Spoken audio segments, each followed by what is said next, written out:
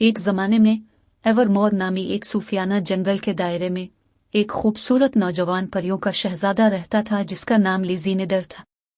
Righty के बावजूद लिसेंडर तख्त के वाहिद वारिस के तौर पर तन्हा महसूस करता था। एक दिन सरगोशियों के जंगल में लिज़ीनेडर एक लावारिस आईने पर आया। मुझे कोई ऐसा शख्स दिखाएं जिसके साथ मेरी जिंदगी बांट दूं, उसने उसकी ख्वाहिश की। आईने ने जादू के साथ घूमकर एक खूबसूरत चेहरा जाहिर किया।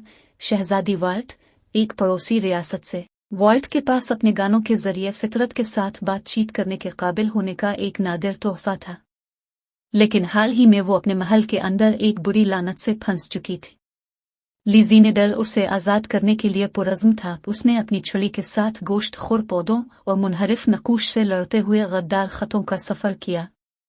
आखिरकार लासेंडर वायलेट के महल पर पहुंचा और उसकी मौसीकी ने इस लानत को तोड़ दिया। उनके दरमियान पहली नज़र में ही मोहब्बत पैदा हो गई, लेकिन सिया जादूगर जिसने जादू किया वो उनकी खुशी से मुश्तइल हो गया। जादू बमुकाबला तारीकी की एक अहम जंग में लिज़ीनेडर और वॉल्ट ने विलन को हमेशा के लिए फतेह करने की ताकतों में शमूलियत इख्तियार की। इनकी परियों की कहानी का रोमांस एवरमोर के जादुई दायरे में अभी शुरू हुआ था।